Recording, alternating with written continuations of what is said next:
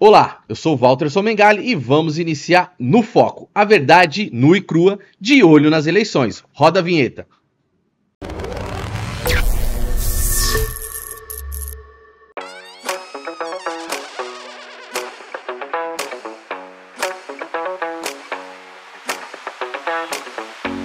Olá, eu sou o Walter Somengali e vamos iniciar No Foco, de olho nas eleições. Eu sou um homem branco, de 37 anos, tô com uma jaqueta de couro, barba, olhos claros, cabelo escuro, né? Estamos aqui no nosso estúdio No Foco. Hoje, a nossa convidada é Juliana de Ferraz de Vasconcelos, mais conhecida como Ju Raízes. Tudo bom, Ju? Seja bem-vinda aqui no nosso No Foco.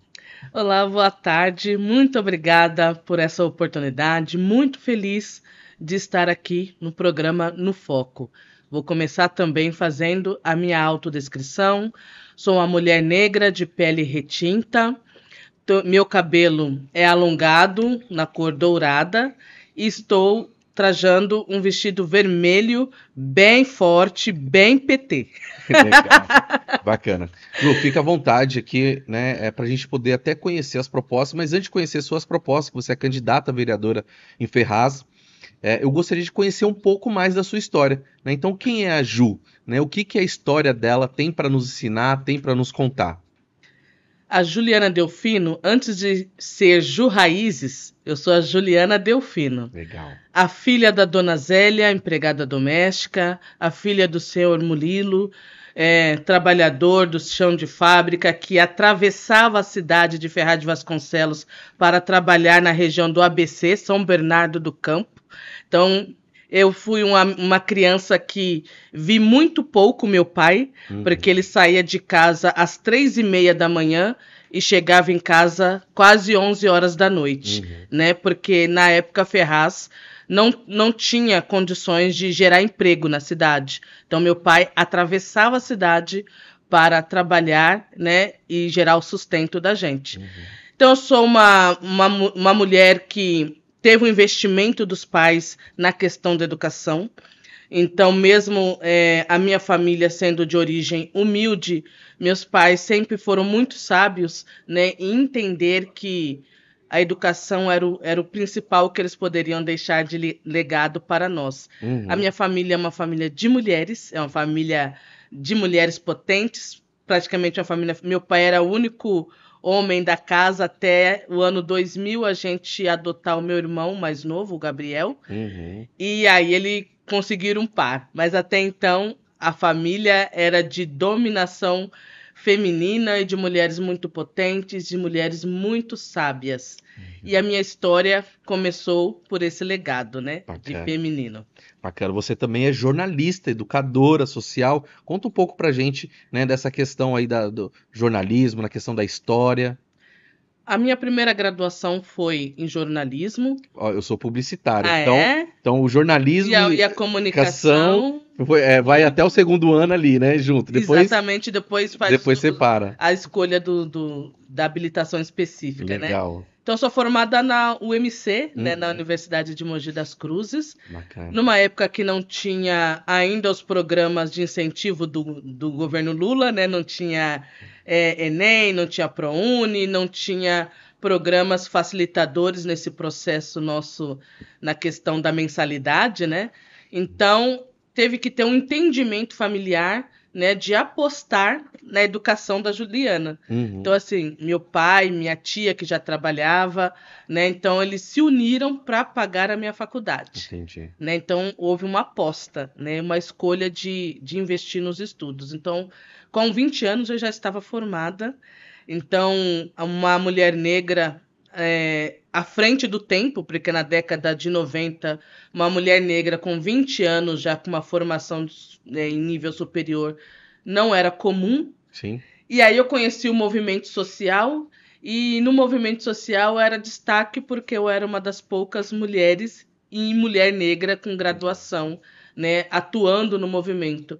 Então, assim que me formei, eu coloquei muita minha formação à disposição dos movimentos sociais. Legal. Fiz muita assessoria de imprensa gratuita, escrevi muitos manifestos, né, para colaborar com os movimentos sociais. Ajudei a organizar muita coisa através dessa experiência na educação. A formação em História já veio um pouco depois, em 2010. Eu fiz uma prova, eu consegui bolsa, eu já precisei da bolsa porque a vida já tinha umas outras exigências, a gente já estava na fase de contribuir com a família, porque a minha família, a gente fez um pacto de organização. Então, meu pai e minha tia se uniram para me formar, e a minha obrigação depois de formada era olhar para minhas irmãs que vinham depois. Uhum. Então, eu tinha que trabalhar para colaborar com os processos das minhas irmãs. Entendi. Então, todas as mulheres da minha família têm curso superior. Que bacana, isso é muito bom, né? E é um orgulho para a minha família, e a minha família foi exemplo para a comunidade, inspiração para muitas outras famílias de ter 4 mulheres negras formadas, né? E dentro de um núcleo de periferia, de uma condição social que não era favorável, mas foi uma escolha de vida, Uhum. né? De rede de apoio. Eu aprendi a fazer rede de apoio antes de falar em atuação em rede, a gente já fazia isso em casa. Em casa, na família. Eu falo que a questão do ensino superior, Sim. né, é um sonho de muitos jovens, e principalmente da periferia.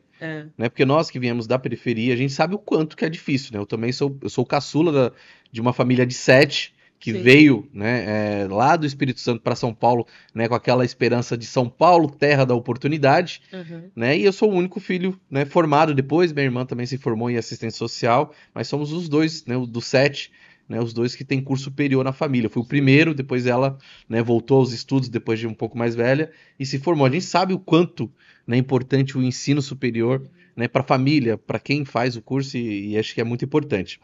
Ju, você também é conselheira, né, no CONPIR, que é o Conselho de Promoção de Igualdade Racial, né? Conta um pouco para a gente dessa luta, desse trabalho que você tem feito lá nesse conselho. O Conselho da Igualdade Racial de Ferraz de Vasconcelos, o CONPIR, foi criado em 2023, é recente, temos apenas um ano de existência, mas a luta foi longa. Né? Em 2011, né, você citou a Alessandra Félix no início do nosso papo informal. A Alessandra Félix, ela era coordenadora do Fórum Regional de Promoção da Igualdade Racial do Alto Tietê. Legal. E esse fórum, em 2011, se organizou na cidade de Suzano, com todas as cidades do Alto Tietê que tinham trabalho voltados para a questão racial, e fizemos um dia inteiro de debates, de fórum e de organização de propostas, cada qual para a sua cidade. Legal. E Ferraz de Vasconcelos, na ocasião, tirou 2 propostas de mobilização. A primeira foi a criação do feriado municipal do 20 de novembro, e a segunda foi a criação do Conselho Municipal de Igualdade Racial. Em 2013, conseguimos a nossa primeira meta, que foi criar o feriado municipal do 20 de novembro, e 10 anos depois conseguimos a criação do Conselho de Igualdade Racial na nossa cidade. Então foi uma luta constante dos movimentos, e nessa última gestão conseguimos uma articulação mais efetiva com o poder público para a criação do nosso conselho. Ju, a gente sabe que com o crescimento, né, do conservadorismo, enfim, Sim. os conselhos participativos diminuíram, né? A gente sabe que no primeiro governo, né, no primeiro mandato do governo Lula, ele, né, criou lá mais de 57, ou se eu não me lembro, 58 conferências, né, de diversos temas, aonde, né, o Brasil inteiro pôde participar e criou vários conselhos, vários mecanismos de participação popular, né? E aí depois que, né, a gente teve um retrocesso na nossa democracia, e aí a gente viu a dificuldade dos conselhos, né, poder se desenvolver às vezes, né, a partir do município, que acho que é a partir dali, né, para o Estado, em nível nacional, que as políticas públicas precisam ser dialogadas com a sociedade. A política pública, ela começa no município, né? Exatamente. Então a gente precisa entender que tudo que ocorre no município reflete a nível nacional e vice-versa, né? E às vezes os municípios fazem a organização social e política sem fazer essa análise de conjuntura, né? E muitas de nós, população comum, né, não tem o alcance, né, de como a política pública no município afeta o todo, né, a nível nacional. E eu participo de conferências desde 2009. Né? Eu participei da organização da primeira conferência de igualdade racial em 2009 em Suzano. Foi uma das maiores, né, do país que nós fizemos, conseguimos organizar mais de 500 pessoas por ser a primeira conferência em Suzano. Legal. E conseguimos organizar indígenas, população negra, população branca antirracista. Então foi uma conferência muito ímpar, assim, que foi rica em debates, em representações sociais, movimentos de moradia, que sempre foi muito pulsante na nossa região, movimentos de cultura, representantes da cultura hip hop, que sempre foi muito latente em Suzano, né? Suzano, a cultura hip hop sempre foi a voz da periferia em Suzano. Eu aprendi muito em Suzano com o movimento hip hop, Walter. Legal, bacana. Né? Sempre foi um grande espelho para mim esse movimento de denúncia, né? e de criticidade dos conflitos sociais. Legal, bacana. Ju, você também está como candidata a vereadora em Ferraz de Vasconcelos. Eu queria saber qual que foi a grande motivação, né, de você ter aceito esse convite em sair candidata, e depois a gente vai conversar um pouco sobre as suas propostas enquanto candidata a vereadora em Ferraz. Tá, sempre que me fazem essa pergunta, né, eu digo assim, diferente de muitos candidatos, eu não escolhi ser candidata, me escolheram. Legal. Né? Então, como nós temos uma atuação no movimento social há mais de 20 anos, não só em Ferraz de Vasconcelos, mas no Alto Tietê e também na capital, o movimento negro principalmente o movimento negro, foi me apontando como representação desse movimento nas diversas esferas de decisão. Legal. Então, tinha alguma pauta para ser debatida com o poder público, o movimento não, a Ju é a nossa representante, a Ju vai encabeçar nossas pautas, né? Então, naturalmente, esse processo foi sendo criado através da minha pessoa ser representante dos movimentos sociais. E aí, através desse amadurecimento, né, dessas articulações que a gente vai aprendendo a fazer com as pessoas, com o poder público, começou a ser gestado nos nossos grupos a possibilidade de termos uma candidatura emergente da periferia. Legal. Então, assim, antes de ser escolhido também o meu nome, foi escolhido a necessidade. Por que queríamos uma candidatura?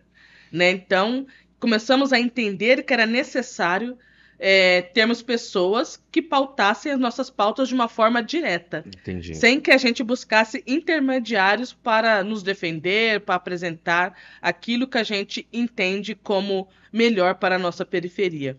Começamos a fazer movimentos culturais muito latentes, principalmente na Vila Santo Antônio. A comunidade se organizando, se autogerindo, fazendo as coisas acontecerem, se movimentar nos bairros. E aí isso também ganhou força para impulsionar cada vez mais a necessidade de uma representatividade, de ter uma voz da periferia no poder legislativo de Ferraz de Vasconcelos. A partir do momento que isso ficou maduro, aí começamos a falar de nomes. Aí, quando começaram a apontar o meu nome, no momento eu não me senti segura para isso, tá? Então, assim, foi um processo de amadurecimento. É a primeira vez. É a primeira vez que eu sou candidata a vereadora em Ferraz. Então, a partir do momento que eles falaram, Ju, você já é a nossa representante, então se prepara, que é o seu nome que o grupo quer indicar para ser candidata aqui em Ferraz. E aí foi um processo longo de preparação, de aceitação e de organização de autoestima, de organização mental para os processos do sistema, porque o conhecimento das pautas e o que a gente precisa falar, Walter, a gente já tem organizado, né? Porque a gente vai falar da luta de todo dia, né? Então não é inventar a roda, né? Então vamos defender aquilo que todo dia a gente levanta defende, né? Com a missão de defender. Legal. Né? Mas a gente se assusta com o sistema. O sistema é hostil para as mulheres, e principalmente para as mulheres negras. E falar para você que de imediato isso não me gerou medo, isso me gerou bastante medo. Uhum. Mas a gente vai buscando as forças, né? As forças das ancestrais, a força, as inspirações das que já estão ocupando os espaços hoje, Uhum. como elas conseguiram chegar, como elas estão permanecendo. E aí a gente vai buscar as referências nossas, que são maravilhosas, e entender que a gente tem que pegar a luta e ir adiante com firmeza. E eu Sim. tô firme na luta. Legal, isso é muito importante. Eu sempre falo aqui para todas as mulheres que passam por Sim, essa bancada, falo que quando a mulher se coloca nessa posição de, né, representar, tá no cargo executivo, legislativo, né, já é um ato de rebeldia, de sim, revolucionário, né, de falar, estamos aqui, vamos ocupar. Quando tiram um direito da classe trabalhadora, né, a mulher ela sente 10 vezes mais e a mulher sim, preta ela sente 20 vezes mais, com porque a gente sabe, certeza. né, é o preconceito estrutural que a nossa sociedade tem. Enfim, a gente precisa, né, trabalhar essa consciência de classe, né, com os trabalhadores para que a gente possa avançar, né, na Sim. democracia, nas políticas, né, e combater os fascistas, né, como tem que ser combatido. Ju, você tem, né, você fundou um projeto, né, a Casa de Cultura Raízes, e aí vamos falar um pouco da questão da cultura, né, o que que você pensa da cultura, como é que está a cultura em Ferraz, né, você enquanto vereador eleito, o que que você pensa, né, para a questão da cultura em Ferraz de Vasconcelos? Primeiro, o que eu penso como cultura, Walterson, é que as pessoas precisam ter consciência que cultura é um direito básico. Uhum, Assim como a saúde é um direito básico, a educação é um direito básico, a empregabilidade é um direito básico, a cultura também é um direito básico para o cidadão ter a sua completude de formação. legal. Porque a cultura, ela vai ser um facilitador da criticidade, do desenvolvimento do pensamento crítico, do posicionamento do cidadão em relação ao seu meio. A cultura é a ferramenta que ajuda a fortalecer vínculos, a gerar pertencimento de território, de município, a você gostar de morar naquele lugar, de pertencer a um grupo social. Então, a cultura é um facilitador de processos de desenvolvimento humano. E se a gente não entende a cultura como uma ferramenta de desenvolvimento humano, a gente perde parte desse processo, Uhum.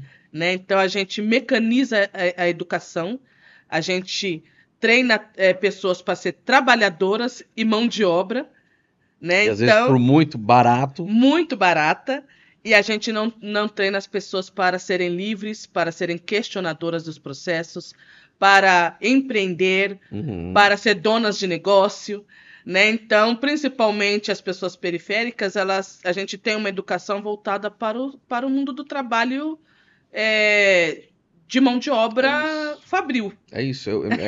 E aí, assim, não só os nossos pais, mas a educação em si, Sim, né? Eu cresci ouvindo da minha mãe, do meu pai, estuda para ter um bom para ter emprego, um bom emprego. né? Eu não ouvi assim, estuda para você ser dono da empresa ou você ser livre de Exatamente. questionar essa, né, a questão, né, dos direitos, enfim. Então, né, a nossa educação precisa também mudar a cultura, né, que é Mas a empregada gente nas só muda escolas.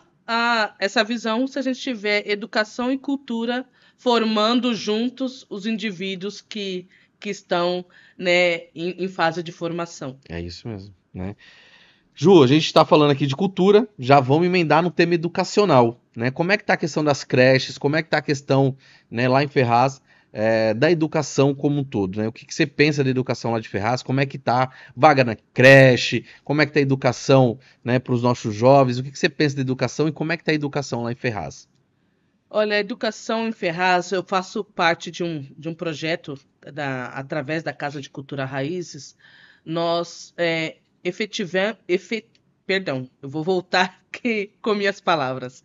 Através da Casa de Cultura Raízes, nós firmamos uma parceria junto com outros movimentos sociais e Secretaria Municipal de Cultura de implementar em 100% das escolas a educação antirracista, Legal. a aplicar a Lei 10.639 e a 11.645.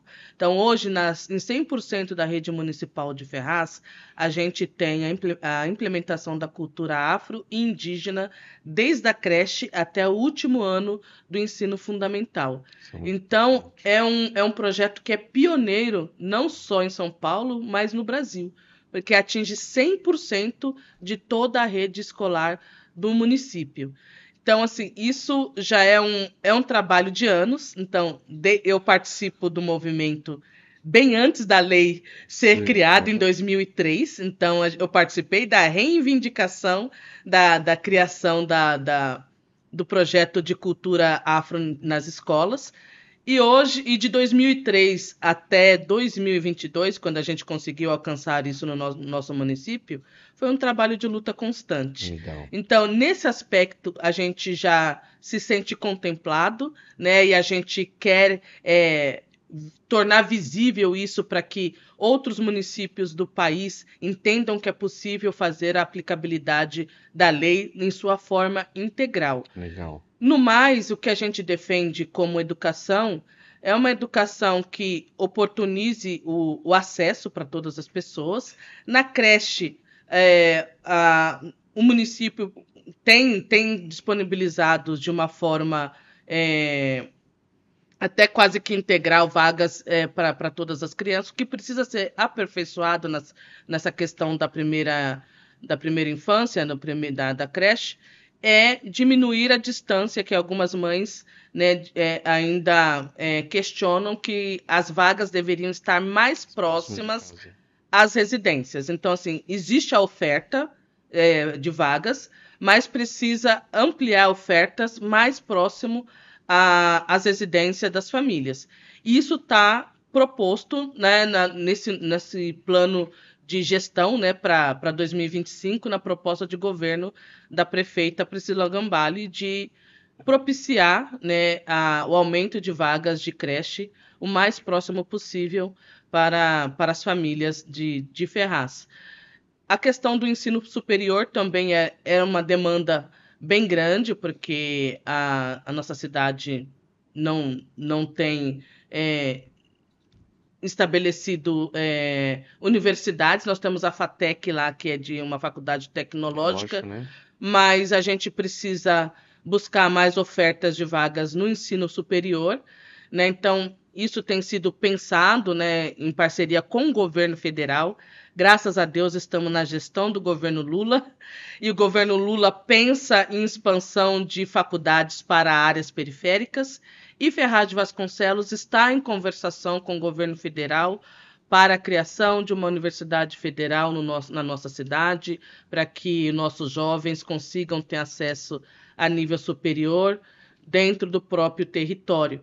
Porque, às vezes, a criança e o adolescente, o jovem, tem potencial para acessar cursos técnicos, para fazer formações, para ir à universidade, mas a gente tem a questão da vulnerabilidade econômica, que às vezes ele consegue passar numa faculdade, mas às vezes ele não tem um dinheiro para se manter, para sair do território. Então, por isso que é importante que o território oferte as necessidades que a sua população precisa, né? Que a população não precise sair do território para trabalhar, para se formar, né? Por conta de todas as estruturas que são necessárias além da vaga, né? Então, às vezes, a gente precisa falar, não tem vaga, mas não é só a vaga. Não é só vaga, tem toda uma questão por trás. Tem toda uma questão por trás. Legal. Ju, saúde, né? Já vamos entrar aqui na questão do tema saúde / saúde das mulheres, né? Das minorias. Como é que você entende, como é que está a saúde hoje em Ferraz de Vasconcelos?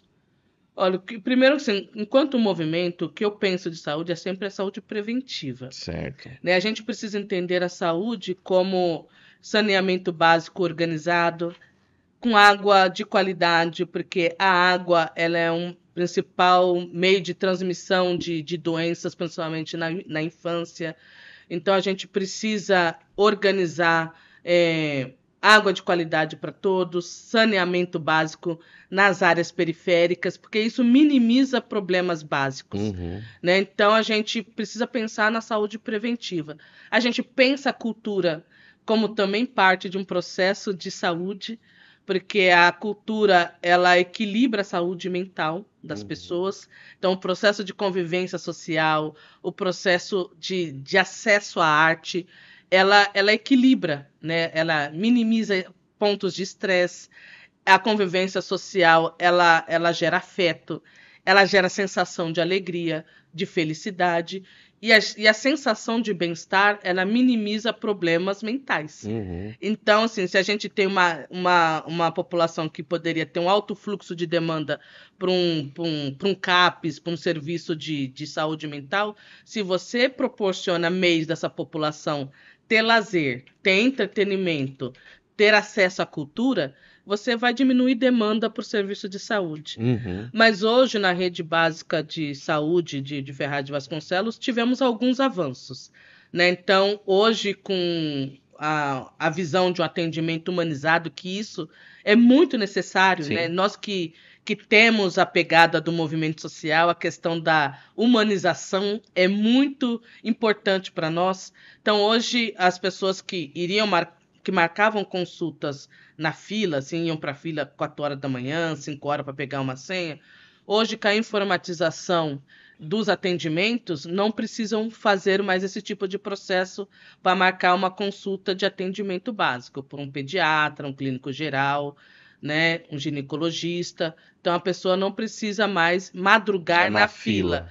Então, só esse fato já é algo que a gente comemora, porque já está humanizando o atendimento. E já está tirando a pessoa de uma possibilidade de ser vítima de alguma situação de violência, porque você expõe pessoas idosas numa fila 4, 3 horas da manhã em busca de um atendimento. Não só você está vitimando essa pessoa na questão da saúde, do cansaço, mas também está expondo ela a riscos que são desnecessários. Então, uma vez que você elimina esse processo, você já está gerando qualidade para quem está buscando o serviço de saúde na cidade. Precisa ser melhorado o serviço de especialidades. Então, assim, essa parte básica no atendimento já está funcionando de uma forma eficiente. Mas o que precisa ser feito é a questão das especialidades, a questão de melhorar a gestão, né, do hospital regional, que é um hospital que é de gerência do Estado, mas ele é de Ferraz, e é a única referência que a gente tem de saúde no sentido de tratamentos mais sérios, porque assim, a competência do município é mais o serviço de consultas, básico, né? o atendimento básico, mas os atendimentos mais complexos são de atendimento do Estado, e a gente tem um hospital que ele é regional, né, que é para 10 cidades. Mas a gente pode melhorar a eficiência dele, cobrando mais investimento, né, do governo estadual, para ampliar leito, para melhorar a eficiência dele, né, para que a nossa população consiga ser atendida, né, principalmente quando se trata de cirurgias. Legal. Que as pessoas ficam muito tempo na fila do CROSP. Quando se trata em cirurgia, principalmente oncológica, né, que a gente tem poucas referências de tratamento oncológico, não só em Ferraz, mas em Ferraz a referência é Mogi das Cruzes e Guarulhos, né, então a gente tem poucas referências de tratamento oncológico, e isso precisa ser visto, porque a nossa população fica muito tempo na fila em busca de um atendimento quando a gente vai para alta complexidade. Então, isso precisa ser visto com bastante atenção. Legal. Ju, vou dar uma pausinha aqui. Nós já passou de meia hora de gravação, as câmeras elas travam na hora da meia hora. Eu vou pedir para o menino reiniciar, tem o tema de meio ambiente, e aí eu peço para você fazer um chamado final para Ferraz, tá? Tá vendo? Eu terminei em cima, hein? Na hora que você apresentou a plaquinha, eu já reinicia ela para mim também.